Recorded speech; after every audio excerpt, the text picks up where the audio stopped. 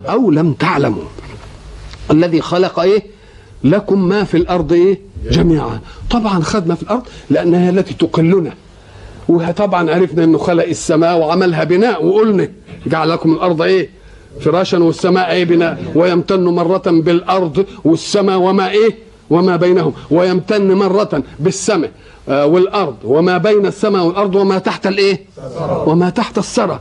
إذن كل شيء في الوجود مخلوق لمن؟ للإنسان. والواقع هذا ولا غير الواقع؟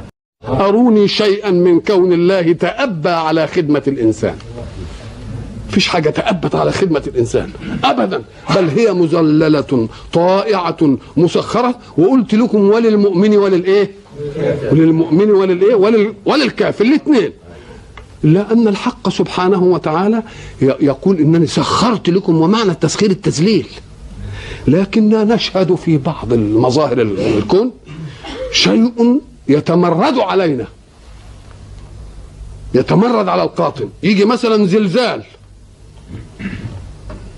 تروح مكان الزلزال مطبق لك الدنيا، ومعنى التسخير انه متطامن كده خاضع ما حصلش ليه في دي. طب وبركان يطلع كده يروح قاذف الحمم وعامل له مش عارف ايه، طوفان يجي ويغرق الدنيا، سيل مش عارف ايه. قال لك لان الله لو جعل الامر رتيبا بحيث تكون كل شيء مسخر ويطمئن الانسان اليه لاستغلى الانسان واستغنى. يقوم لازم يلفتوا في بعض الأحايين كده إلى أن وراء الأسباب والمسببات والتسخير أشياء أنا أهز بها ضمائر الغافلين، أهز بها ضمائر الغافلين. اللي يقول لك يا سلام ده عمل مقاييس عشان تشوف ذبذبة الأرض وإذا كان في حاجة مش عارف إيه زلزال هيحدث، يقول له طيب يا أخويا بتفاجئكم هي وتروح دخاكم وعمل المسألة.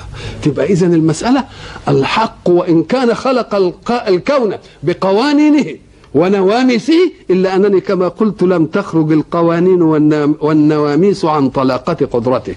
يقول لقوانين التسخير ابطلي، فتتمرد الأرض عليك ببركان، يتمرد الماء عليك بإيه؟ يتمرد الريح عليك بعاصفة.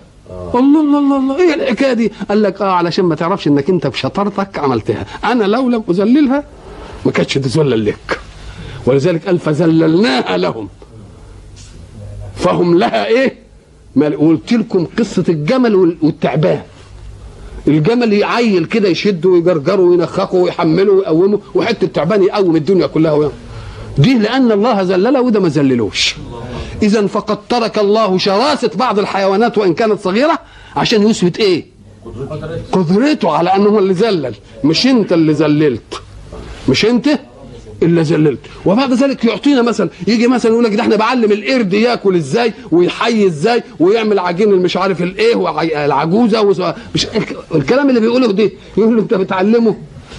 طيب يا سيدي، طب لما انت علمته احتاج الى معلم ولا مش احتاج الى معلم؟ طب هو يقدر القرد بقى يقعد ولاده كده ويعلمهم اللي علمته له؟ ما يبقى مش قابل للعلم، انما قابل للارغام الحركي، تقعد تضرب فيه عشان يعمل حركه، هو يعملها بس انما ما يقدرش ينقلها ابدا. هب انهم قدروا يخلوه يكتب، لا الشطاره بقى تخليه القرد ده يفتح مدرسه ويجيب القرود اللي زيه ويعلمه. ما تنفعش. يبقى اجناس وكل جنس له ايه؟ له قوانينه وله ايه؟ وله استعداده. يبقى الحق سبحانه وتعالى يجي يعمل طلاقه للقدره، فيجي لاي ناموس يروح ايه؟ يقول ان كنت شطار بقى. ولذلك تلتفت تلاقي مثلا تقرا النشره الجويه ويحصل مطر في الحته الفلانيه وريح مش عارف ايه وبعدين تيجي نهارها تنتظر ما تلاقيش. هم قدروها على امور عندهم، وقعد يقول لك والريح وترتفع وسرعتها قد كده وبعدين توطى وبعدين يجي مش عارف، فالريح هيطلع في المنطقه البرد ياخد السحاب يقوم ينزل مطر، يمكن حريقه تحصل تروح مغيره نظام الضغط ده كله. مش داخله في علمهم بقى، مش داخله في علمهم. ليه؟ لان لو كل المسائل مشيت كده زي ما احنا بنقول كانت في رتابه، يقوم نقول ده القوانين هي الحاكمه زي الفلاسفه ما قالوا. لا، بقول ليه؟ اللي خلق القوانين فوق القوانين، اللي خلق القوانين فوق القوانين. ولذلك احنا بقول لك يقول الحيوانات لما انا ما اعملكوش الحيوانات عندها ادراك عنكم. ثبت ان البلاد اللي بيحصل فيها زلازل وبراكين اول شيء يتنبه ليه قبلها بمده الحيوانات، وتروح طالعه من المكان ده وجري، وبعدين والانسان بعقله هو اللي يتنيل فيه. فكأن برضه ده من ضمن الايه؟ من اللفت من الحق للخلق الى قدرته، ولانه قيوم، ولان ما فيش حاجه خرجت من ايده، هو اخرجها ولكنها لا تخرج من يده.